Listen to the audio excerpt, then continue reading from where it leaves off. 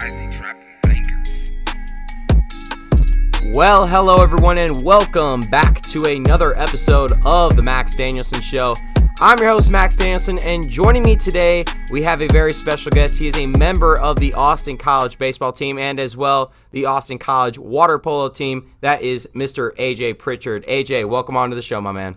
Thanks, Max. It's really good to be here. Yeah, it's awesome to have you on the show. So it's tradition around here when I start off, first of all, I ask you what you do here at Austin College and also what your favorite sports teams are. So I'll let you take it away. What I do here at Austin College is, like Max said, I play water polo and baseball. Water polo team, I'm like a center defender. Baseball team, I'm a PL. And then I'm also an RA on campus, and I'm here for computer science. Mm-hmm. My sports teams are I'm from Seattle, so I'm a huge Mariners fan, huge Seahawks fan. Don't watch too much soccer, but I still love our Seattle Sounds, I'm pretty sure. Yeah. Sounders. And so there's all my love is for those Seattle sports. But if you look outside of that, love the Nationals, love what they've been doing with the team. I've been a fan of them for a long time now, and Eric Thames being picked up by them. Yeah, we'll talk about him in just a little bit here. But before we get on, especially, it was big news for you just a couple weeks ago. You got engaged. So, of course, congratulations to you. Don't know if you want to talk about it a little bit here on the podcast, how you kind of did it, just because, it's a very, very big step for you. We're extremely, extremely excited for that, and especially the fact that you're graduating this year and you're going into a really, really good career field is going to be awesome. And personally, myself, I'm very, very excited to see where you end up. Thanks, Max. I really appreciate that. I don't mind. It's up to you if we talk about that. If you want to talk about it, it's up to you. You're the one who's now engaged. That's true. It is your podcast, though. For those of you who watch Grey's Anatomy, there's the ferry boat scene, and basically I did that. I proposed on the ferry boat while going away from Seattle with Seattle in the background of all the photos and everything like that. Very beautiful, very awesome. And I was really blessed that was the opportunity that I was given. I'm very blessed with the girl that I was given. So let's get back to the podcast. Yeah, no, that's awesome, man. Again, congratulations on that. I know it's a humongous step, and again, we are very excited to see how everything goes for you. But yeah, like you said, back to the podcast. We'll talk right away with the MLB, and especially it's very, very convenient that you said you've kind of been a Nationals fan, because almost all of our talk today is about the Nationals and free agency. I don't know how I really want to do this, if I just want to say them all at once and then we'll talk about it. You know what, we'll do that. So first up for the Nationals, they signed Starlin Castro to a 2-year deal. Last year, shortstop, second baseman for the Miami Marlins. Hit 270, 22 home runs, 86 RBIs in all 182 games, which to me is a very key part for this Nationals team, especially the fact that you're getting a guy who could be a day-to-day starter. Even though, yes, it was with the Marlins and they are not the greatest of teams by any means necessary, it still helps when, and I know Starlin Castro at one point was one of the better shortstops in all of baseball. Next guy we got here, this is definitely the most ironic signing, and that is the Nationals signing Will Harris to a 3-year deal.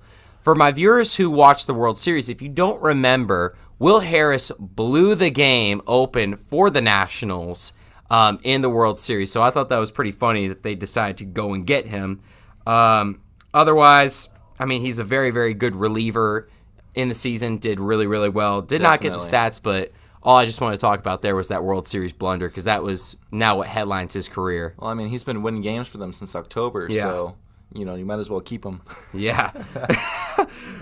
So the Nationals go out. They re-sign Asburo Cabrera to a 1-year, $2.5 million contract. Last year in 38 games for the Nationals after being waived by the Rangers. Hit .323 for 404 on-base percentage, .565 slugging with 6 homers. Again, not a bad guy who they could put in their infield, especially a veteran leader with that. You can now slide him into that third base role if necessary, especially with Anthony Rendon's exit. They are looking for a replacement third baseman. And then the next one here, before we get to the one that we were talking about earlier, Nationals re-signed their prized reliever Daniel Hudson to a 2-year, $11 million contract. Last year in 69 appearances, had a 2.47 ERA, but the biggest thing is that he had a 1.44 ERA in the postseason, and was truly a humongous piece for the Nationals because anytime there was a crunch time decision for the Nationals, they always put Daniel Hudson, and he did extremely well in the postseason. And then finally, before we kind of talk about all of these signings, they also signed another big name from the Brewers, Eric Thames, to a 1-year, $4 million contract. Last year with the Brewers in 149 games, almost the complete 182, went 247 on batting average, 346 on base percentage, and a 505 slugging with 25 home runs and 61 RBIs.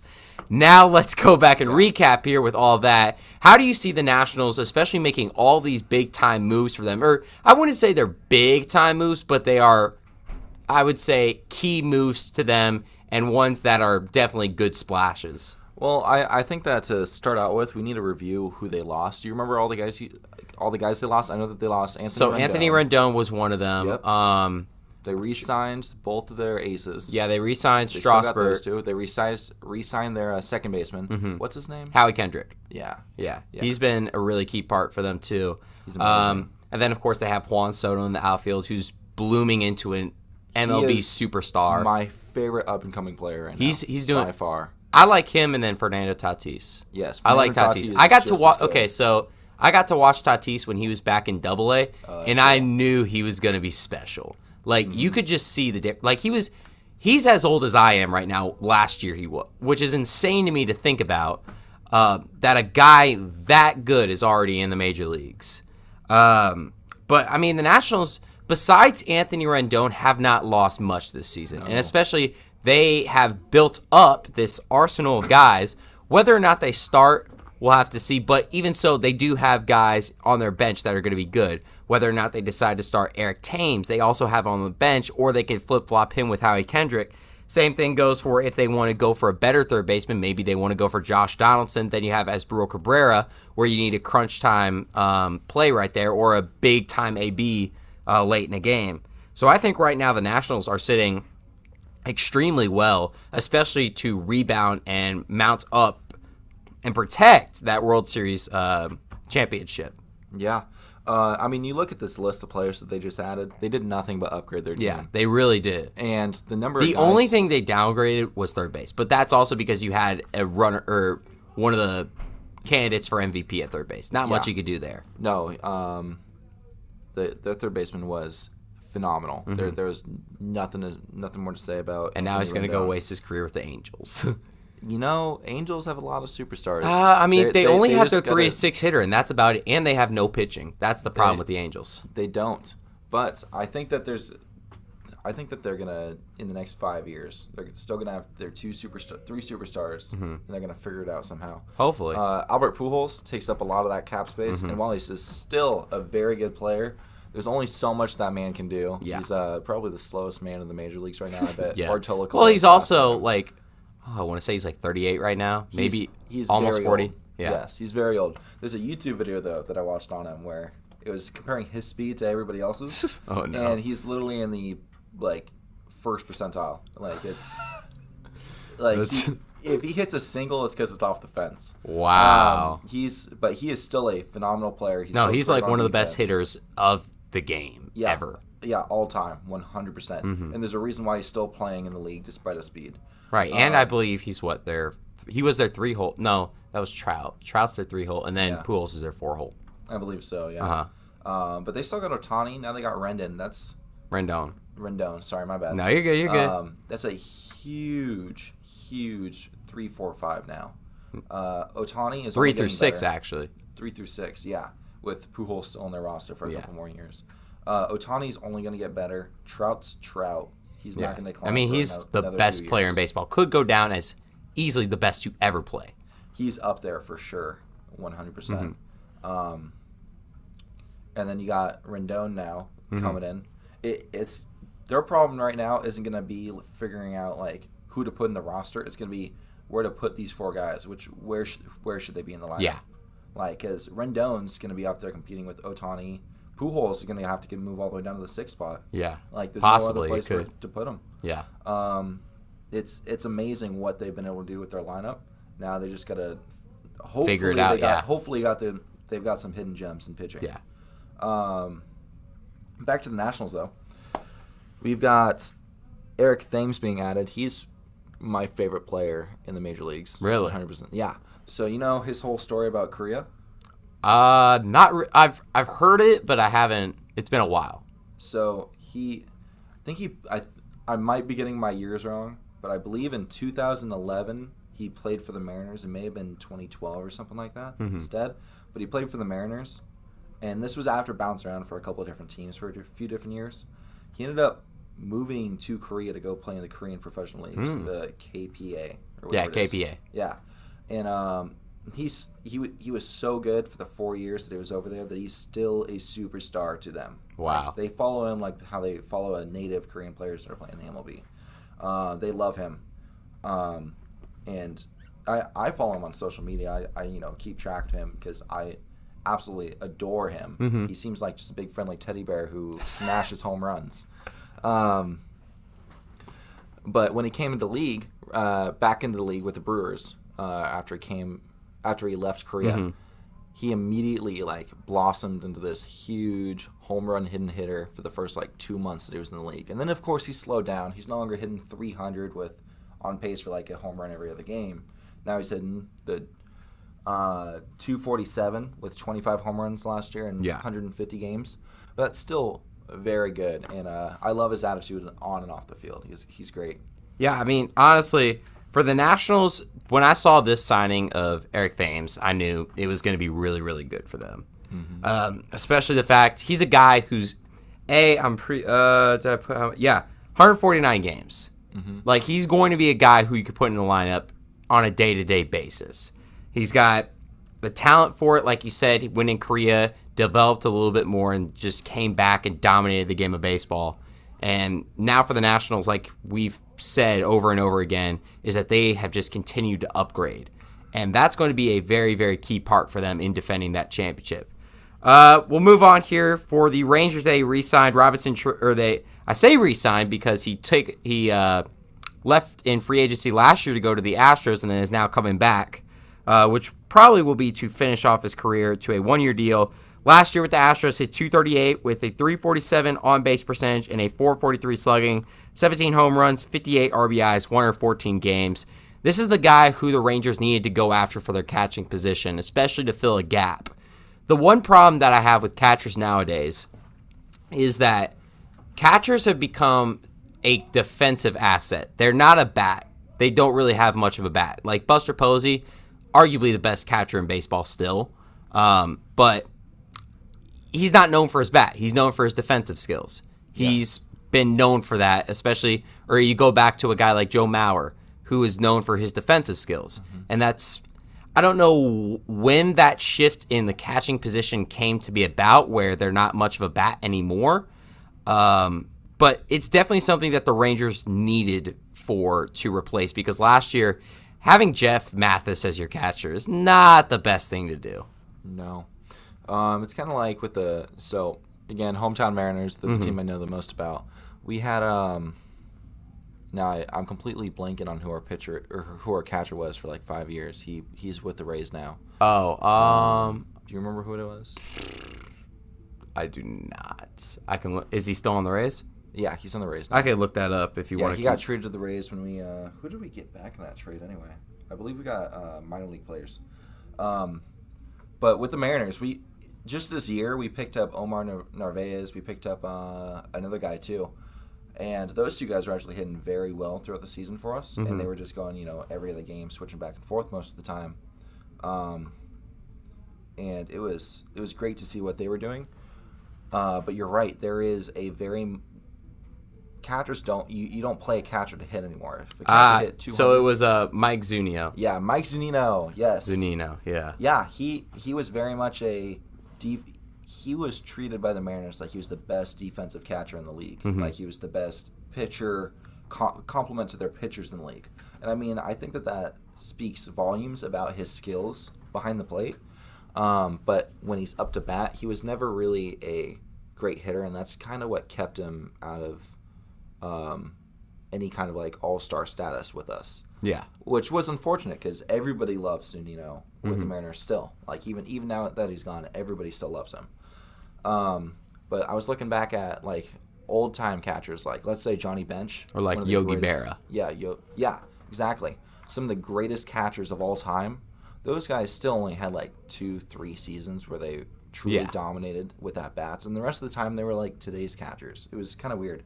Like Johnny Bench had 2 seasons with 40-plus home runs where he also hit very well average-wise. And then that was like it. Yeah. And in those 2 seasons, I think he won MVP in both of them. I'm pretty sure. Yeah, I'm pretty sure it was those. Yeah. Because like when a catcher is able to do what he does behind the back or in front of the backstop and at the plate to hit, it just like that's something that you can't do anywhere else on the field. You can't compete with that in any other position. But yeah. I mean, we'll talk also. We'll just finish up here with also the Rangers before we transition in the NFL. Believe it was so when the podcast comes out, it'll be Thursday. They said that the Rangers ballpark is now 90% complete.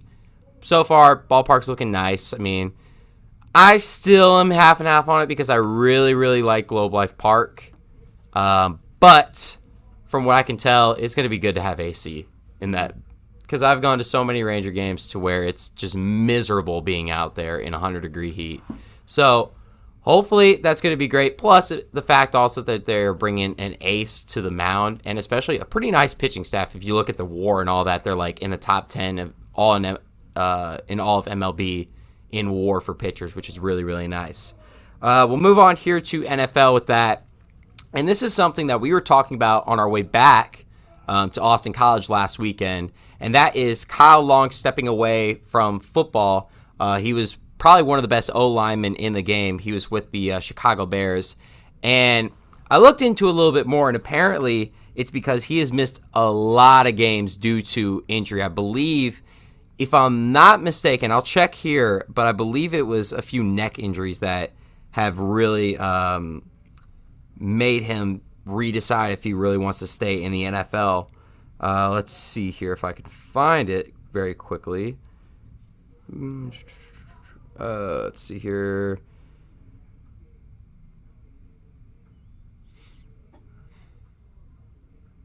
Okay, so it does not. Just says after battling many injuries. Just overall. Doesn't specify. Yeah, it does not specify. It just says many injuries. I mean, it really stinks for him, especially the Bears being. They are one of the. And this is something that I was talking about also last week when my former co-host Jared Hedges was on the podcast. We were talking about why the Bears haven't been playing so well this year. They have that great defense that we all know, but you can't really do much when your defense is out on the field every single play. Like Mitchell Trubisky this year has played just terrible compared to what he did last year. Yeah. And that really, really hurt the Bears. But especially even so, losing a guy like Kyle Long, who was at the 19th overall pick in the 2013 draft, that's going to be a very, very big hole to fill for the Bears this season. Yeah. I've always thought that Mitchell Trubisky is a lot better than what people have said he is. Yeah. Because he doesn't have the weapons that a lot of other young quarterbacks have. Well, he's been in the league for what, 3 years now? This was his third year. I want to say it's his second season, actually. Second season? Second season. Last year was his rookie year. Okay, so now that he's been in the league for 2 years, he obviously did have a very much a down year this year. But at the same time, what weapons does he have with him?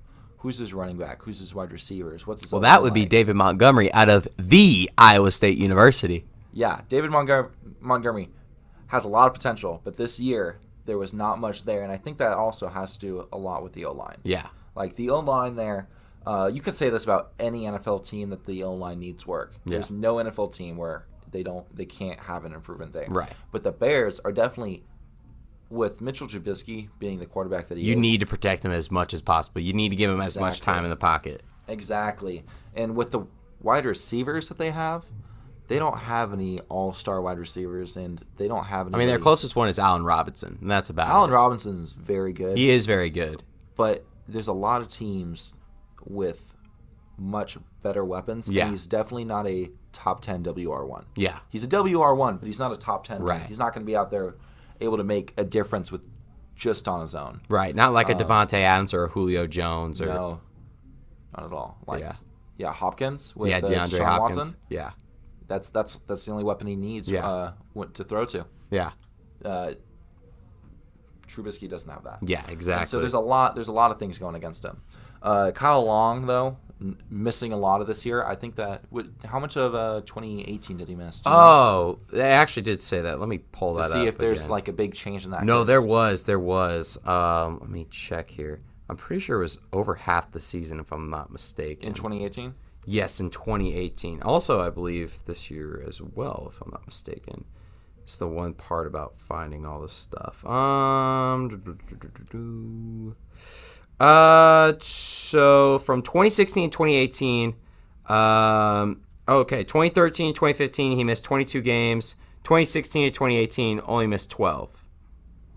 So it was much fewer. And then 22 games. Okay, I was right first time. 22 games for 2016 and 2018, and then this past season, missed 12 games. Missed 12 games this season.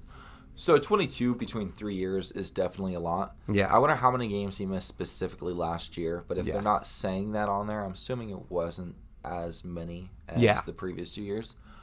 And having a guy as dominant on the line of scrimmage like Kyle Long is, and losing that, I bet that's a huge reason why Mitchell Trubisky played a lot worse this year. There's no doubt in my mind about that. Yeah. And I'm sure he's not the only lineman that either wasn't able to play this year or just got worse for whatever reason. Whatever it was.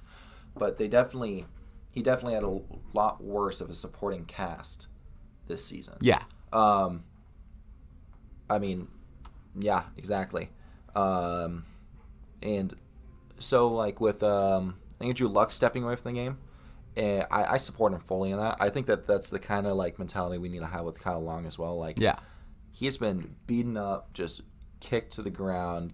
I mean, that's with every single old lineman because they are there blocking that quarterback with all their might. Like, they have to. Like, exactly. That's, like, if they don't, they're not doing their job properly. Every single player on the field is going to get hurt at some point in their career. Yeah. But there's...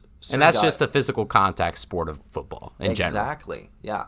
But I have no problem with guys stepping away from the game when they have missed so many games in their career. Just because every single day they live hurt, and they're still out there for the love of the game. Right. But, like, there's a limit to how long you can be out there. Right. And that's why Andrew Luck stepped away, and that's probably why Kyle Long's stepping away too. Just because even though you could be out there and even though you can be a force in the games you can make, what is it doing to you mentally and physically? Like Right. It's not worth it at that point. And so I think it's good that Kyle Long's stepping away. Yeah, I definitely think so too. This could be possibly the time he retires, but we'll have to see how that works. So we'll get on here. We got a couple of coaching changes here in the NFL. We'll start here with the first two, and then we'll come back to the one that really we want to talk about a little bit. So the Giants hired Joe Judge, I believe he was the offensive I'm probably wrong on that, but he was one of the coaches for the Patriots. And then the Panthers go out and they sign Baylor head coach Matt Rule, which is a great signing for them, in my opinion, because he turned the Baylor program around this year, had a terrific season. At one point was considered, I want to say they were like a top 15 team, if I'm not mistaken, maybe top 20 team. One of those two for sure. They're higher than that, but I might be thinking of a different Yeah, I think so. sport with them. But definitely the coach that I think we need to talk about the most here is the Dallas Cowboys getting rid of Jason Garrett, finally, and then going out and just getting Mike McCarthy. Of all coaches, they decide to settle for Mike McCarthy. I don't think that the term that you need to be saying there is settle, because I think that Mike McCarthy can bring a lot to the table for him. I think he can, but here's the one thing. Like, in the early decade, Mike McCarthy's one of the greatest coaches. He really was, because he was a revolution to the new age of football. But then, just like everything, things change. I guess the culture of the NFL changes. It's now become a QB-dominated, run-dominated league. And Mike McCarthy didn't do well about that. And I remember Aaron Rodgers saying, if you can't change, it doesn't help us at all. And that was the one big reason why the Packers struggled for the later part, besides this year, the years prior, why they could never get over that hump in playoffs, or like last year, they just played terrible. And that's because Mike McCarthy just couldn't develop. And the one thing that I say is that, and why I say settle is because I honestly don't think it's much of an upgrade from Jason Garrett. Both of these guys are not the best with game management, and that's the one thing the Cowboys have struggled with. They're a team that can't play the first 2 quarters. Then they realize, oh crap, we got to play, the rest of the game. And then when they play amazing in the third quarter, I remember this year Dak was like, at one point before playing the Packers in week 6, he was like 30 for 30 on passes. Wow. He was absolutely killing it in third quarter. And then fourth quarter, they blow up in their face. Yeah. I mean, that's exactly what happened in that Packer-Cowboy game. But then again, that's also Packer football. You play first 2 quarters, and then you play the last 6 minutes of the fourth. Yeah. But at the same time, I think that taking that year away from the game, I'm really hoping that Mike McCarthy had his eyes open to what the current situation of NFL football is right now. And that's where I'm like, if he just came from another team and just stepped onto the field to work with them, I think that would be a completely different scenario. But when you have stepped away from the game, and even if he wasn't really involved with coaching or watching the sport, maybe he just took a full-on step away from everything football-wise in the last year. Who knows? Maybe they've talked about that before. I haven't seen anything about it.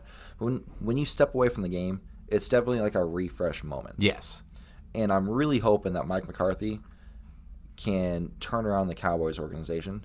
And I think that he's already taken a couple of steps towards doing that. Mm-hmm. The first thing I saw that he did was he had is it Jerry Jones? Jerry Jones is their GM. Yeah, he had Jerry Jones get a analytics department because for some reason they didn't have any sort of an computer analysis going on with the game because Jason Garrett believed everything should come from the gut, kind of like use your gut feeling to determine all these different things.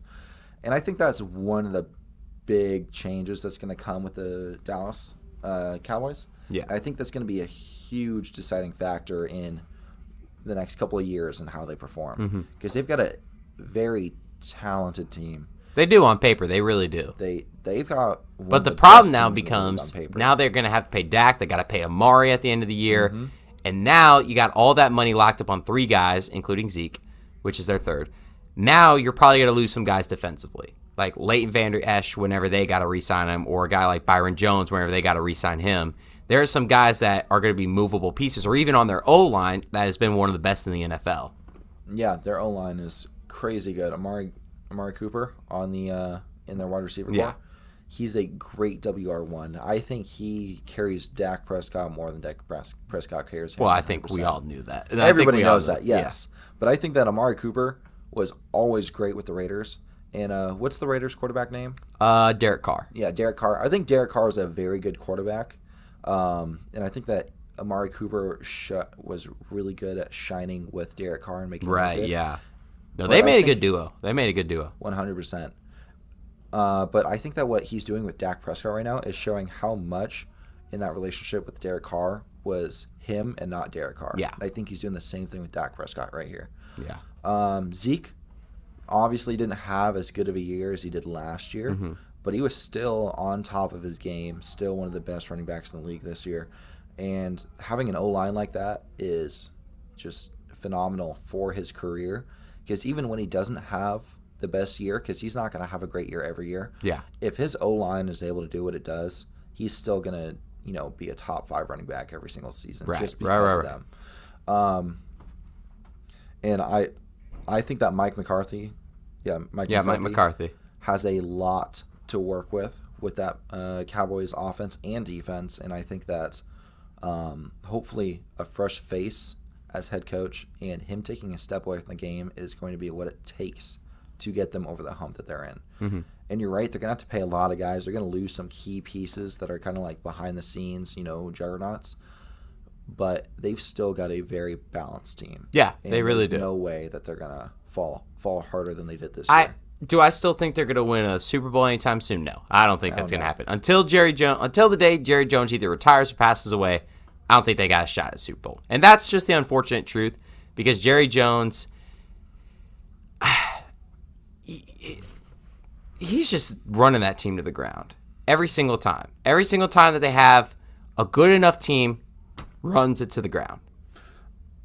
I don't know how he does it because he's put this team in. He's built one of the greatest teams in the NFL. Well, then again, you also had Jimmy Johnson as your head coach, and you had Tom Landry at one point, and you both decided to fire both of them because guess what? And that's the one thing why Jerry Jones loved Jason Garrett, because he was a kiss-up. He did everything that Jerry Jones wanted. Tom Landry didn't do that, so he fired him. Same thing with Jimmy Johnson. He fired him as well. Wade Phillips, they butted heads, got fired. Jason Garrett, that's why I stayed I believe it was a whole decade in Dallas, is because he was a kiss-up to Jerry Jones. He did everything right that Jerry Jones wanted. The only thing he did wrong was not win football games and not win playoff games. But Jerry Jones doesn't care about that. Let's be honest here. All he cares about is putting butts in seats and making his company or organization, what I mean by the Dallas Cowboys, just raise in revenue and stock. Yeah, and he does a great job with that. He does do a good job about that. I respect that from a financial and a marketing standpoint, but running a team, nah, he's not doing a good job. Yeah. It's hard for someone who is not a Dallas Cowboys fan to look at that and have a lot of respect for that. Yeah. Because for me, and I think any fan should always want their team to win the Super Bowl, Right. always want their team to do well. And fans don't care about how well the team's doing financially. Yeah. And so it's kind of tough for me to look at an organization like that and to not want, and to see them not really like pushing for a Super Bowl, even though the players are, even though the coaches, to not see the whole organization putting everything on the line to Right. win. It's kind of like disappointing. Because like with the Seahawks, I feel like every single year it's with Pete Carroll and what he does, I feel like he is the greatest coach besides Bill Belichick, Yeah. the greatest coach in the league. Yeah. Just because of what he does, what Russell Wilson does with him. I really hope Russell Wilson becomes a coach when he's done playing. Yeah, he's After- good. Him and I wouldn't be surprised if Tony Romo became a coach here soon. I wouldn't be surprised. I think that'd be very cool. But then again, he's an amazing broadcaster. I do he not does want to it- lose him. Yeah. He does a really good job with that. So that's the only reason. So we'll take a look now just about some of the playoff games that came up this weekend. Texans beat the Bills 22-19 in J.J. Watt's return. I mean, it's J.J. Watt. Whenever he's on the field, he's going to make an impact for you, especially Deshaun Watson, who we were talking about earlier, DeAndre Hopkins, they're going off.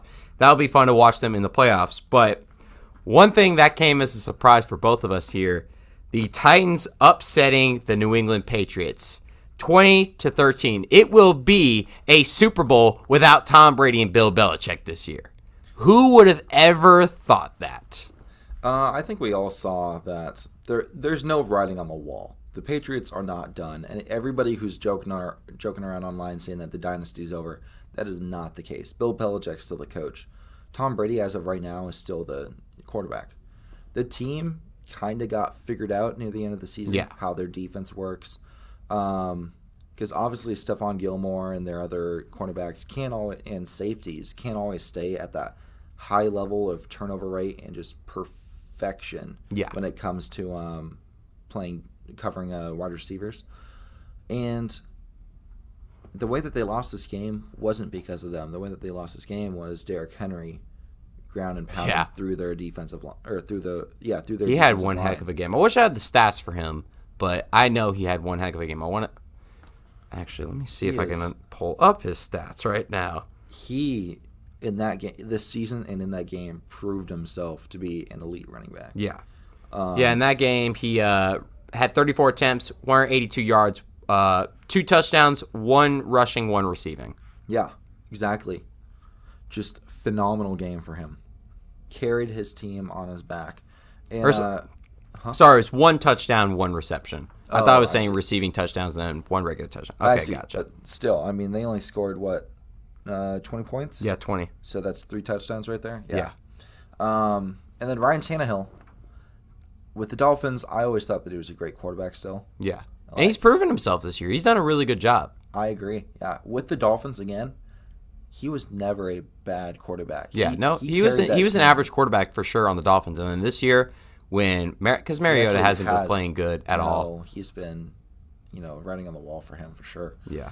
Ryan Tannehill, though, always has been an average quarterback with the Dolphins. I always thought that he played above his pay grade. And then he comes over to a decent team in the Titans. Derrick Henry is his running back.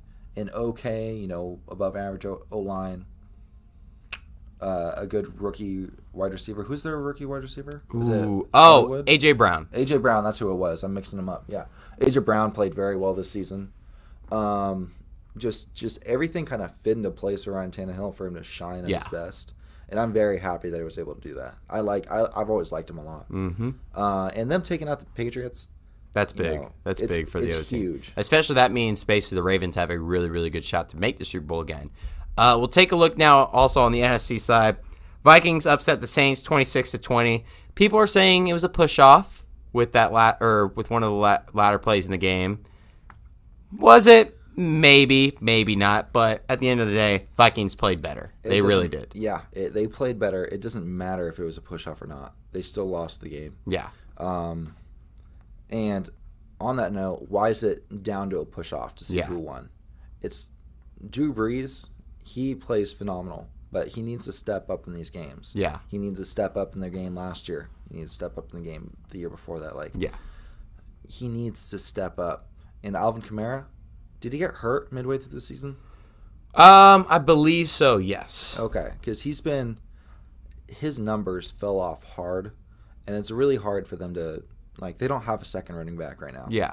I mean, they obviously do, have depth, but they don't have an all-star second running back like they did when they had Mark Ingram. Right. Now they're just down to Alvin Kamara and then whatever his backups are. Yeah. And when he's not on the field playing as well as he should be, and he didn't in that game, it's really hard for their offense to get turning. Yeah. Michael Thomas, I think he did okay in that game still. Yeah, he did. He did. He's always going to produce, especially with his percentage of targets, especially with how well he's been playing all season. He's going to produce. But you got to have Drew Brees and Alvin Kamara doing stuff. Yeah. There's nothing to be said about that. Their defense held the Titans to 13 points. Or, sorry, not the Titans, the Vikings to 20 points. Yeah, 20 points. Mm-hmm. And with that, I'm thinking of the right game, right? Yeah. Where it was no, it was the Titans who picked off.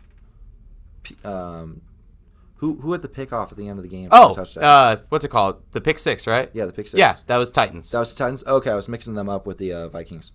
But they held them to 26 points with the Drew Brees offense firing on all cylinders. Mm-hmm. That should be easy for them to overcome. And it's just unfortunate that they couldn't.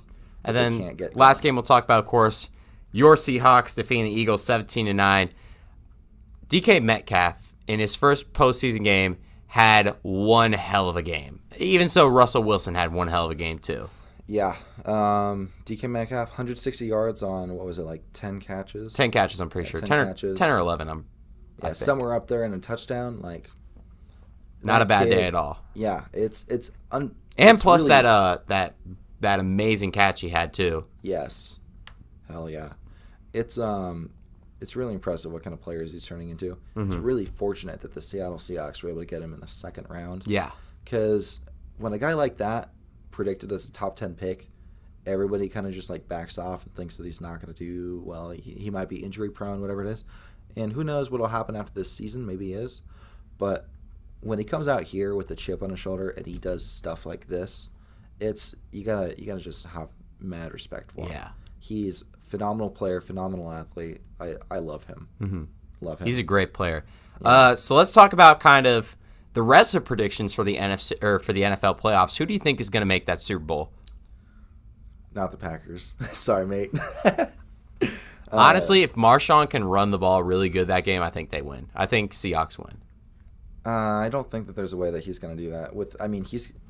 They've been saying because I think Packers are going to be ready for the air. They're going to be ready. They're 100%. I think that DK Metcalf will still produce. I think Tyler Lockett's going to get shut down again, but DK Metcalf's just going to somehow what he did against the Eagles. He's going to produce. But then you got to remember also Packers have way better cornerbacks than the Eagles. They have Jair Alexander and Kevin King locking that down. Yeah, you guys have some great cornerbacks. The only problem is when they expect the full-on air attack, then they get beat on the ground. And that's exactly what happened when they played Melvin Gordon, the Chargers. I knew it was going to happen. Yeah. I was talking to one of our teammates here, and he's like, oh, do you think we're going to beat, because he's also a Packer fan, Jeff Hines. Yep. And he's like, I think we're going to win against the Chargers. I'm like, no, we're not. He's like, why? And I was like, because Melvin Gordon is going to run all over the Packers because the week before, who were they playing the week? it was the Cowboys, actually. They were playing the Cowboys, and all they needed to do was cover the air. That's all. Or, no, I think it was another team. I can't remember the team. Anyways, but that team, all they did was just throw it in the air. That's all they did. Every single play was almost a pass. So they were ready for the air. Weren't ready for the run, and then got absolutely obliterated by, the Chargers and Melvin Gordon.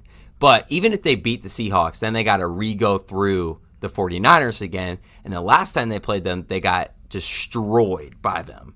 The only team that's competed with the 49ers, besides the Falcons, that game was a fluke, was the Seahawks. Yeah. 2 games. I think it's going to come down to that. I don't think the Packers this year are ready for the Super Bowl. So, and I think, honestly, if the Seahawks can bounce back like they did that last time they played and have a pretty decent matchup, I think this time they got them. So I'm predicting Ravens-Seahawks Super Bowl.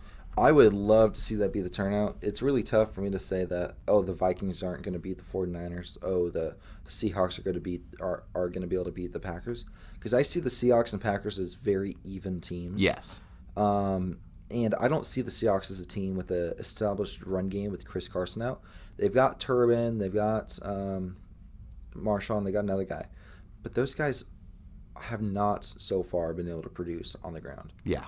They can do short runs to get to the end zone. They're not going to be stuffed on the 1 yard line by any means, but it's going to be to get moved downfield. We're going to need the air, right. And luckily we've got Russell Wilson, arguably the best air quarterback, passing quarterback this year. Because you can't say anything about the ground game with Lamar Jackson, but with the way that Russell Wilson's produced this season, with his weapons, with his rookie, with his O-line, with everything that he's got going for him, he's been phenomenal.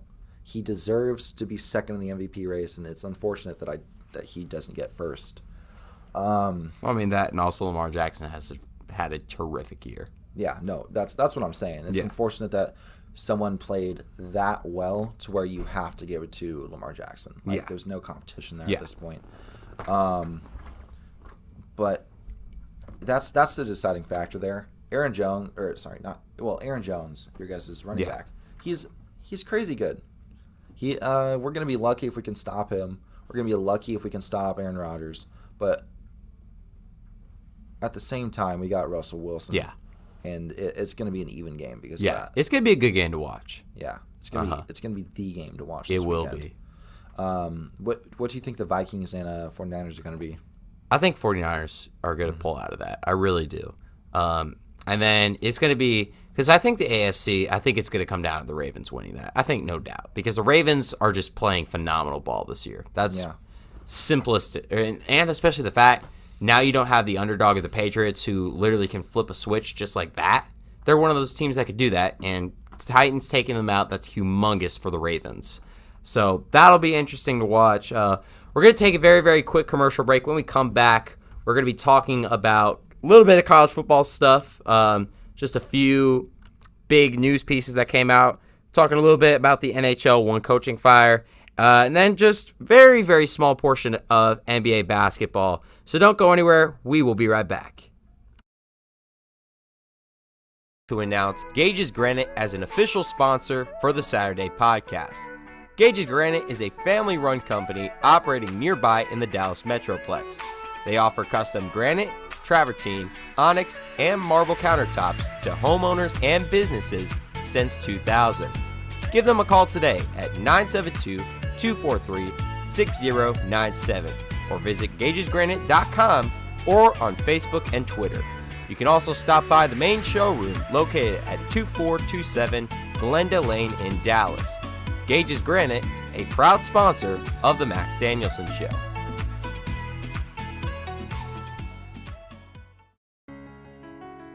Hey guys, this is Jason with Lacrosse Monkey. Are you looking for a place to shop for your next athletic season? Monkey Sports is here to help. Whether you're looking for baseball, hockey, or lacrosse gear, if you can dream it, we've got it. We provide both the latest and best on the market equipment for your athlete. Stop by and visit us at 105 West Bethany Drive, right off of US 75 in Allen. Monkey Sports, a proud sponsor of the Max Danielsen Show.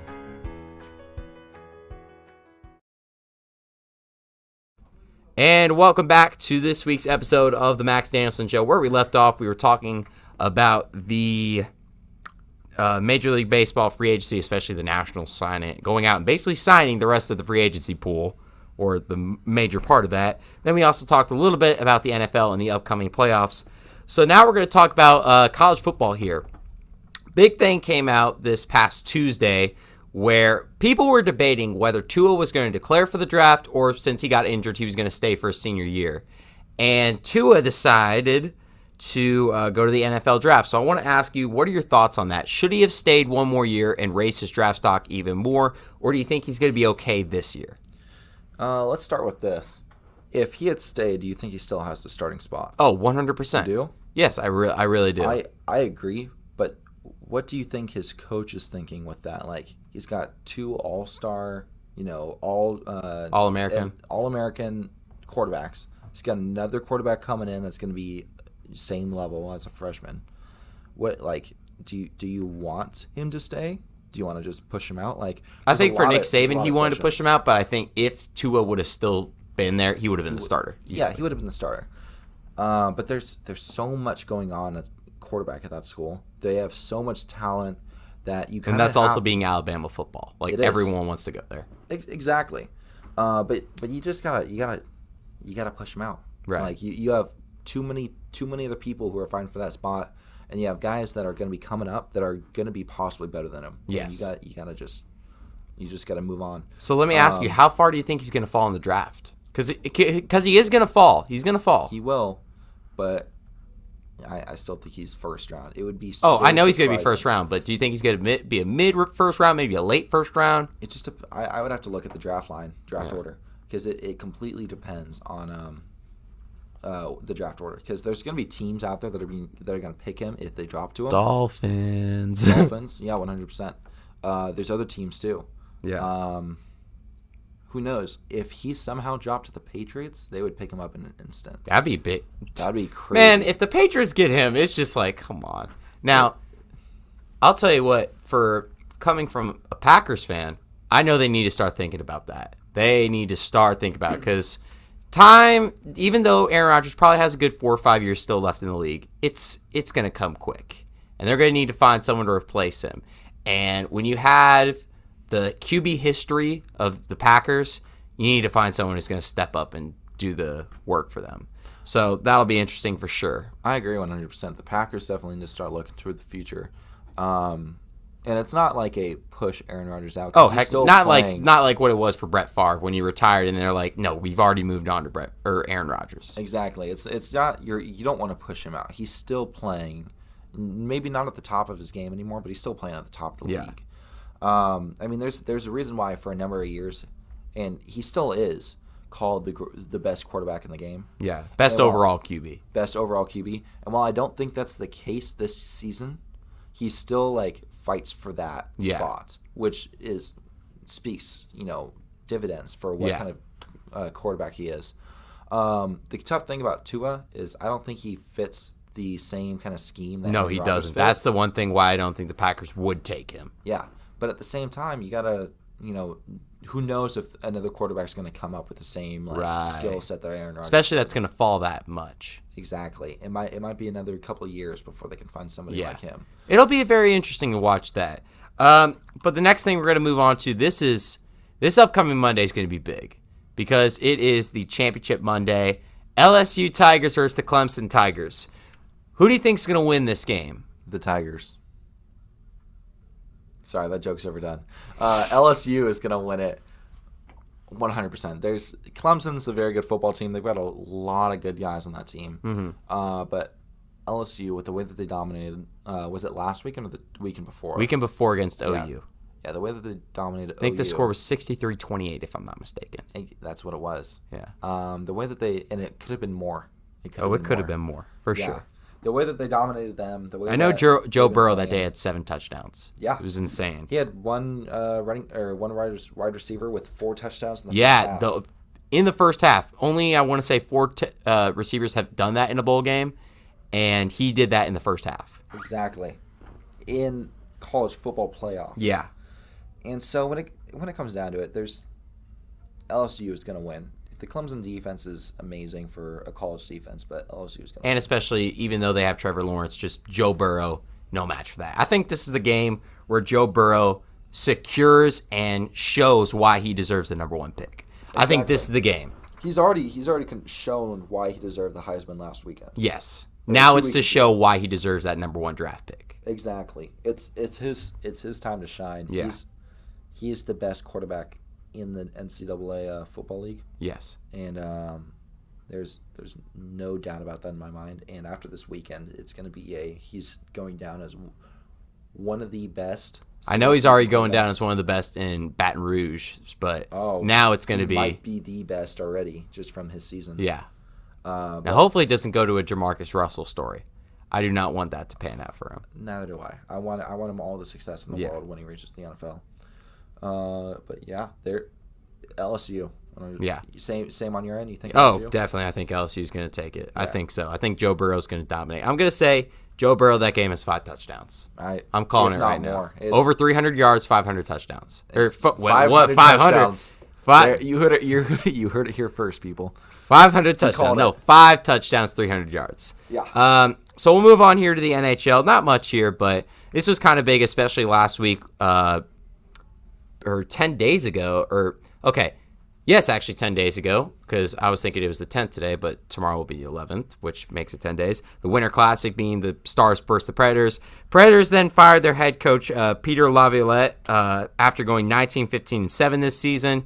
This came basically because of the fact Predators have always been a top team in the Western Conference. They're just a team that has never been able to get it done. That's all they are. Great regular season team, but kind of like the Los Angeles Dodgers, just choke in the playoffs. Yeah. That's pretty much what they do. That's a great description of them.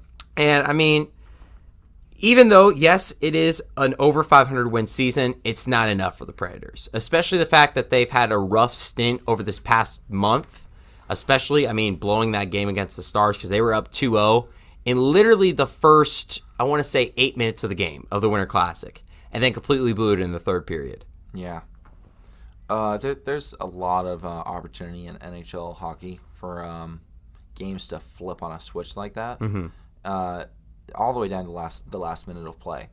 But it's 19-15-7 after what last season was is definitely ample. Just it's plenty to fire him for. And even if it's not his fault, I think that it's a good choice. They have enough money from their market to where they will always have a good team. Yeah. And it's just about trying to find that guy who can direct his players in a way to where they can win it all. Right. And it just shows dividends to how much they care about winning. Because there's a lot of teams out there in all professional sports where a season like this, they're keeping that head coach. You know, they brought in money. They're doing everything right. They're keeping that head coach. Yeah. Even if it was a down year.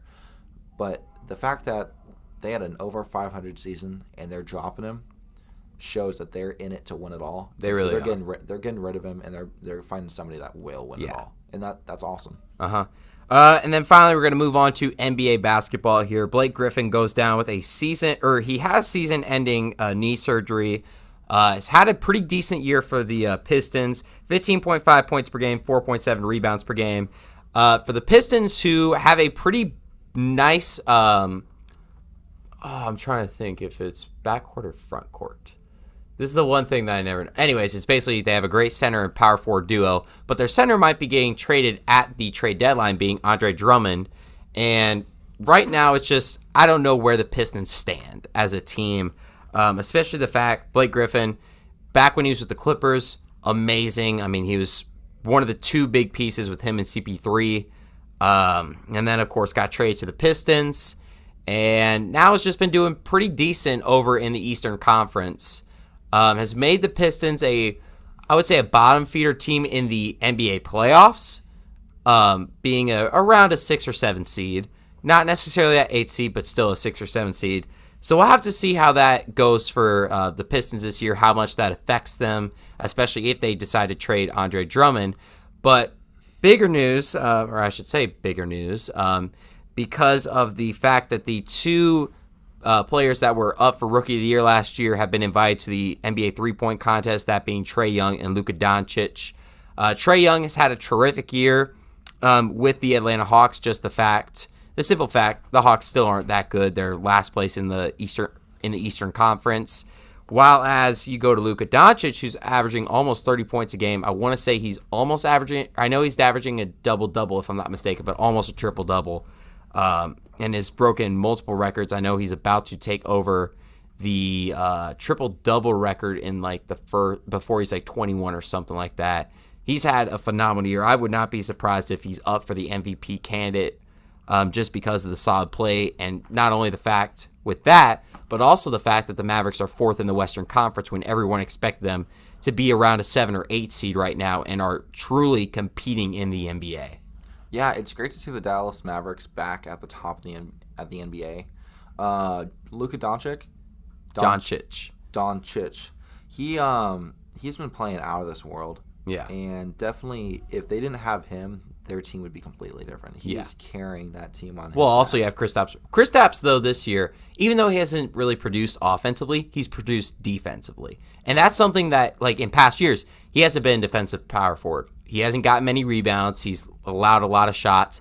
This year, completely flips. He's still producing the offensive numbers. I know he's putting up, like, 14 a game or 12 a game, one of the two. But then you look at defensively, the production that he's giving them is just doing really, really well, especially the fact not only do you have those two, but you also have guys like on your bench like Dorian Finney-Smith and Dwight Powell and Seth Curry, who are really, really small pieces on a regular team, but have become very, very major pieces on the Mavericks team. Yeah. I mean, you look at any sport, there's very few there's very few positions in Major League Sports where you can be out there the entire game. Yeah.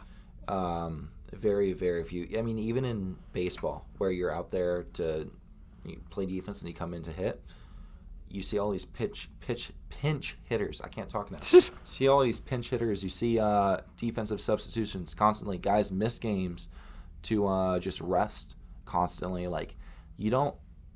There's very few players. There's very few positions where you can play every second of every game. Yeah. And so, especially in the NBA, when your starters are out, not on the court, that's when the other team can take the lead. Right. That's when big changes in the game happen. And if you have a great team of backups to your starters, then no team's going to be able to take you down. Yeah. And that's what the Dallas Mavericks are seeing, and it's great to see them be able to do that. It really is. Yeah. Who are you talking about for defense? Kristaps Porzingis. Yeah. Chris, he's playing very well. Yeah.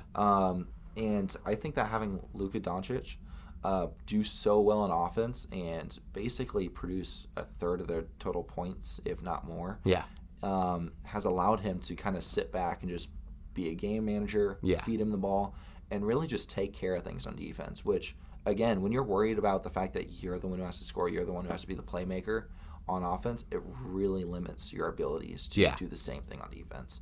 And I think that having Luka Doncic do that for him has opened the door for him. Mm-hmm. And so just this team has evolved this season, and it's great. Yeah, it's going to be fun to watch them in the playoffs.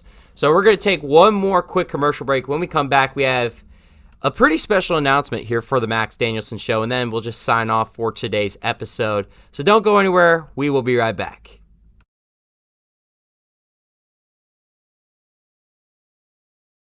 The Max Danielsen Show is proud to announce Gage's Granite as an official sponsor for the Saturday podcast.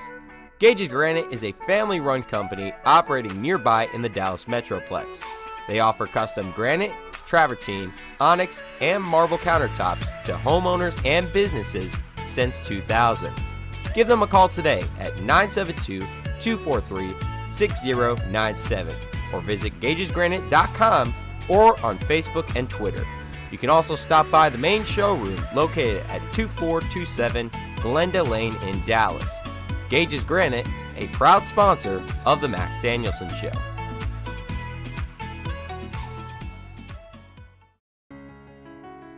Hey guys, this is Jason with Lacrosse Monkey. Are you looking for a place to shop for your next athletic season? Monkey Sports is here to help. Whether you're looking for baseball, hockey, or lacrosse gear, if you can dream it, we've got it. We provide both the latest and best on the market equipment for your athlete. Stop by and visit us at 105 West Bethany Drive, right off of US 75 in Allen. Monkey Sports, a proud sponsor of the Max Danielsen Show. And welcome back to the Max Danielsen Show. Where we left off, we were talking a little bit about college football, the upcoming championship game. We also talked about the firing of the Predators head coach in the NHL, and then just a little bit about the NBA season. But we're going to end this week's episode off on a little bit of a different note. Instead of talking about sports, we're going to be talking about a very, very special announcement that came out this week. If you follow the Max Danielsen Show on Twitter, which I highly recommend, you would have seen that I sent out a tweet that said along the lines that Joe Burrow may have won the Heisman this year, but I have the opportunity in the few weeks to talk to and interview another Heisman from a different year. And that, ladies and gentlemen, is the man who, frankly, needs no introduction, I think. Almost every single person knows who this guy is. That is Mr. Herschel Walker. We will be getting a very, very special interview with him on January 20th. He is at Austin College. For those of my viewers who are close to the Sherman area, let me just talk a little bit about what's going on that day. They're having a Monday breakfast for the MLK celebration on that day. It's going to be Monday, January 20th at 7:15 a.m. In the Sid Rich Gym in the Mason Complex at Austin College. It is $15 that is payable at the door, and for students and teachers, it is free to come to. It's going to be awesome, especially to have a caliber athlete like Herschel Walker, and frankly, just to be able to talk to Herschel Walker. Definitely, we're going to ask him. We're going to post it here on our YouTube channel. So if you haven't already subscribed to the YouTube channel, it's at the Max Danielsen Show. And then you can also find us on Instagram and Twitter at the M Danielsen Show. That is Danielsen, S-E-N. It's going to be very, very fun. I'm going to ask him a little bit about that Heisman season, his time in the NFL, a little bit about his time in the USFL that had a 4-year season, and then also what it was like to compete in the 1992 Winter Olympics for the United States bobsled team. So that'll be a little bit interesting there. And then another announcement, of course, if you have free time this weekend, we have a game. The Austin College Roos are going to be taking on, the number 18th ranked Austin College Roo lady team. They are going to be taking on number 21 Trinity on Saturday night at 8 p.m., I believe. The men's team will be playing beforehand at 6 p.m. Both those games are going to be great to watch. You can find that at collegetvticket.com. The first broadcast will start at about 5:50 p.m. So that's going to do it for today's episode here on the Max Danielsen Show. AJ, I thank you once again for coming on. You've been an awesome guest. Any final remarks from you? No, just thanks. Thank you so much, Max, for having me on. This was a lot of fun. And yeah. No go Seahawks or anything? Packers suck. Wow, you really went that way. I'm just kidding. Go Seahawks. Let's go. There you go. All right, so that's going to do it for today's episode, as I thank you for watching from myself, Max Danielsen. And as always, have a pleasant good morning, a good afternoon, or good evening to you, wherever or whenever you may be watching. Thanks, y'all, and see you next week.